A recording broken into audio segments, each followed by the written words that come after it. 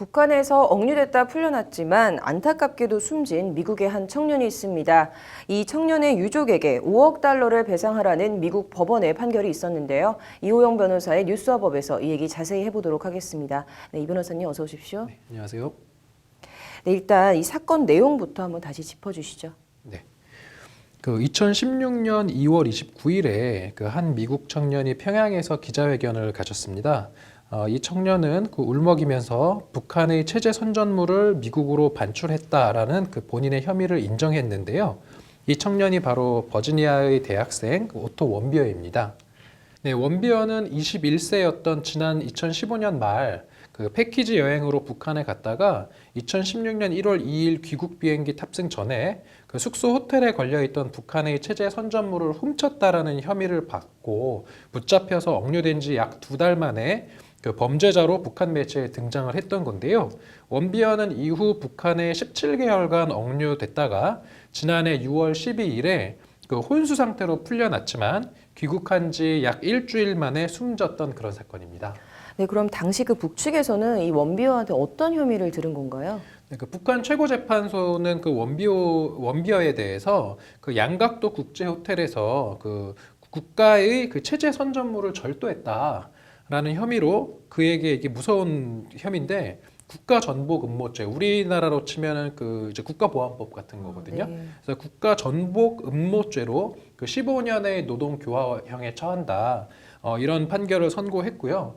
이게 웃긴 게 검사는 무기를 구형했는데 북한에서 하는 얘기가 사회주의의 복을 누려가는 태양 민족의 참모습을 직접 볼 수 있도록 그렇게 하자라는 취지로 변호를 해서 감형된 게 이 정도였다라는 거예요. 네, 그래서 결국은 우리로 치면 이제 노동교화형이라고 하면은 갇혀 있으면서 일까지 해야 되는 거. 우리로 치면은 징역형에 해당하는 그런 처벌을 받았던 사건입니다. 네, 그래서 이 미국 법원은 이 유족에게 북한이 약 5억 달러를 배상하라라는 판결을 내렸습니다. 어떤 사유를 들었나요? 일단은 지금 원비어에 대해서 미국의 법원은 고문 등 불법 가혹 행위가 있었다라는 사실을 인정을 했고요. 그리고 5억 달러라고 하면 우리 돈으로 4천억 원 이상이 되는 거거든요. 이게 우리로 치면은 결국은 어떠한 이제 국가의 불법 행위가 인정될 때 보통은 손해배상이라고 한다면 이 사람이 살아 있었다면 평생 벌어들였을 가용소득 플러스 위자료를 이제 배상하라고 하는 건데 지금 미국 같은 경우는 징벌적 손해배상 제도가 우리나라와는 달리 도입이 되어 있습니다. 그래서 오토 원비어에 대해서 북한 당국이 행한 그런 고문 등의 불법 행위 책임이 인정되니까 징벌적 배상으로서 좀 한 4천억 원 이상의 이런 어마어마한 손해배상을 하라 이렇게 지금 판결을 내린 거죠. 그러면은 북한 측에서 이 돈을 배상할 확률 얼마나 될까요? 저는 0%라고 생각을 합니다.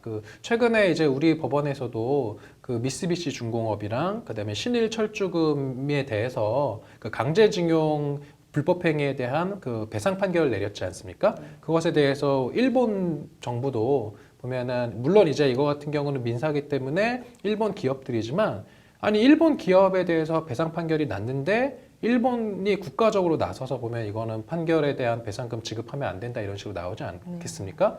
마찬가지로 북한도 북한 당국의 불법 행위 책임을 본인 스스로 인정을 해야 되는 그런 상황이기 때문에 아마도 미국 법원의 판결에 따라서 순순히 배상금을 지급할 가능성은 매우 낮아 보인다 이렇게 볼 수 있을 것 같습니다.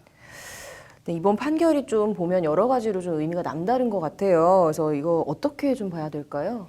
이번 판결은 논란이 되어 왔던 북한의 고문 등 불법 행위가 실제로 있었던 것이다라고 이제 미국 법원에서 인정을 한 그런 의미가 있는 거고요. 미국 같은 경우는 이제 인권을 매우 중요시 여기는 나라여서 북한의 이런 인권 침해 행위에 경종을 울린 어떤 그런 판결이다라고 볼 수 있고 또 최근이라고 하기에는 조금 그렇지만 2001년도에 북한 감옥에서 또 숨진 것으로 알려진 우리나라의 김동식 목사 사건 같은 경우도 2015년에 2심 재판에서 미국 법원은 북한의 책임을 인정하면서 3억 3천만 달러를 배상하라는 판결을 내리기도 했었거든요.